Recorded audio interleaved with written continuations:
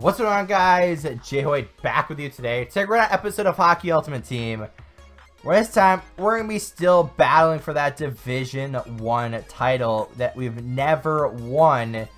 And during the video, while we're watching in the background, the gameplay, we're going to be talking about the NHL playoffs.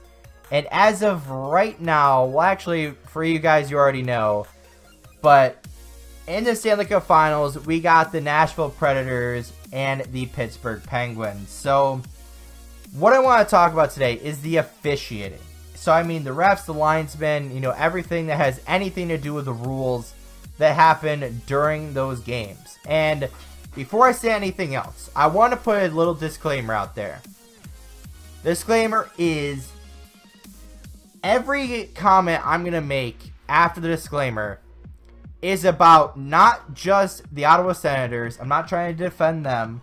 I'm trying to relate it to every single game I watched, including all of the Ottawa series versus Boston, versus the Rangers, and versus Washington, plus every single game I watched during the Stanley Cup playoffs. I don't remember all of them, but I watched a lot of them, and in every game I saw the same things. So hopefully that, clears up a little bit of these comments. And first, I just want to say the consistency of officiating these playoffs were atrocious. Can I just say that? Now, I say the officiating and, the penalties in hockey games are garbage. But those games, oh my goodness, those were bad. And I just want to point out also that I'm not just talking about like one penalty or one situation. I'm talking about a lot of them. So I am going to relate it, the general type of penalties to last night's Game 7. But I'm not just talking about that game, like I said before. So last night there was a slashing penalty on Scott Wilson of Pittsburgh. And what happened was Mark Stone was getting the puck from Ottawa, and he was kind of trying to skate around Wilson, and Scott Wilson ends up putting his stick onto the guy's stick, and they call the slashing.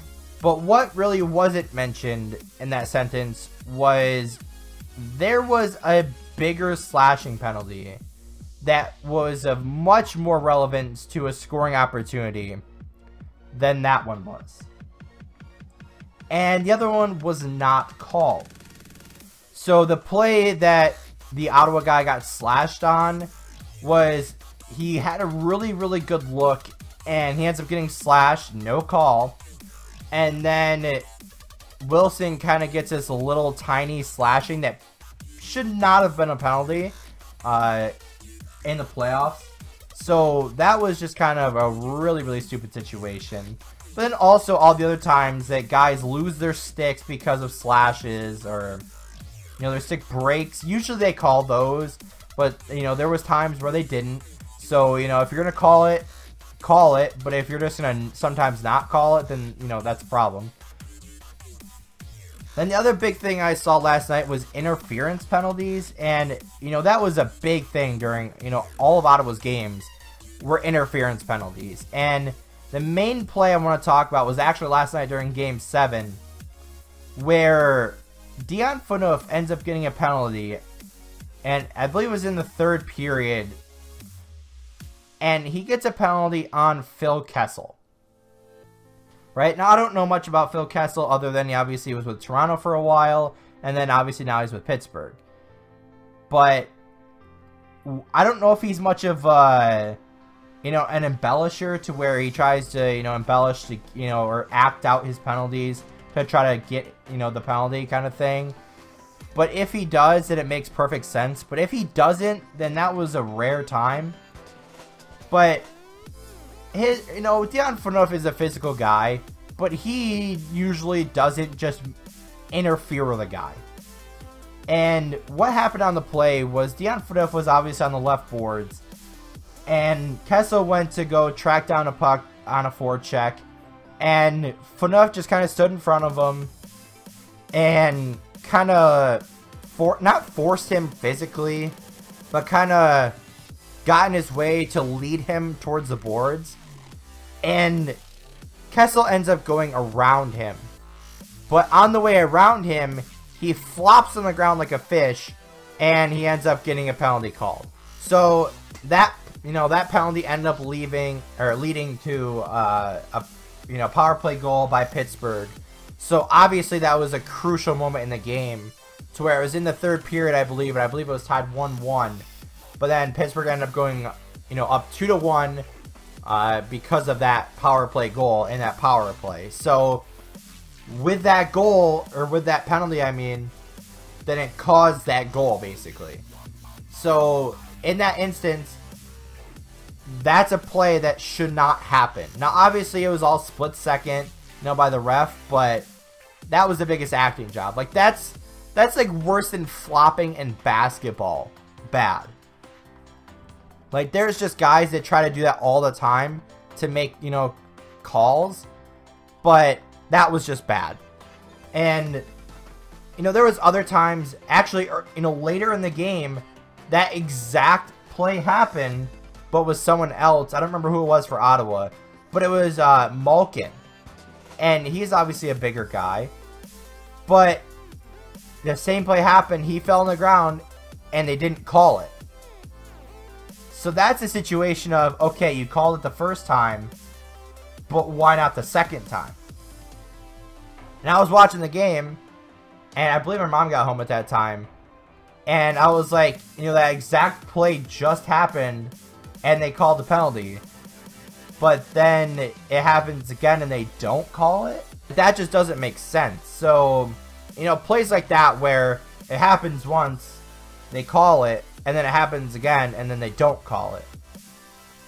So then comes the problem with, you know, blatant calls that should be called no matter what, whether it's the playoffs or regular season, to where a guy blatantly gets interfered with, you know, either on a forecheck or, you know, just on any opportunity, and they don't call it. And it's like, okay, that's blatant. You're in the playoffs. Like, if he's purposely interfering with you, then that's a problem. Like, if he's just standing in your way, you know, that's hockey. You know, you got to get over that. But there was times where it was just like, okay, he pushes him out of the way, you know. He's in on a forecheck, the puck's not even there anymore, and he still hit him like 8 seconds late. Like that just doesn't make sense to me. And then also there's also times that holding should have been called, and it was like, okay, you're in on the forecheck, you pass the puck to your teammate, and then the guy's in on the forecheck, you know, you're on to him, and then you sit there and hold him for like 5 to 10 seconds, and the ref just stands there like, yep, I know you're doing something wrong, but it's the playoffs, and you're probably up by a goal, so we're just not going to call it. And it was times that, you know, you try to, you know, back check, and people are, you know, holding you from going that way, or, you know, stupid things like that. It's just like, okay, they're so blatant that you're just not going to call them. But yet, when things don't matter, and there's little tiny stuff that's like, okay, let's change up the pace of the game a little bit, and let's just call something completely random. Like, that's how I felt like the series was. Like, just kind of, okay, nothing's happened in a while, so let's make something happen. So it was like, it was a great series, you know, hard fought by both teams. You know, every single series I watched, every team played super hard. You know, there was a couple of blowout games, but, you know, for the most part, it was a really good, you know, playoffs so far.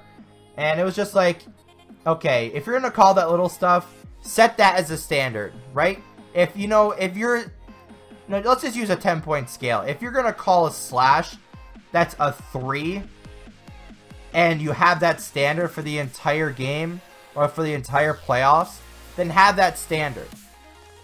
But if you're going to, you know, not call, you know, a 10 slash, and then you call a 3 slash, or a 4 slash, or, you know, a 1 slash, then, you know, that's a problem. You need to have that standard, and then you need to stick to that standard. Whether, you know, you establish that standard in game 1, or if you establish that standard, you know, before the series. You know, you have to keep it consistent, or else the game just gets out of control, and it creates a lot of just crap. So on that note, guys, I'm going to wrap it up here. If you guys did enjoy, hit that like button. Comment to who you guys think is going to win the Stanley Cup, either the Predators or the Penguins. And if you guys did enjoy, hit that subscribe button, and stay tuned for more videos. Anyway, guys, I'll see you later. Jumping off the porch like mom's not home. Just a couple kids living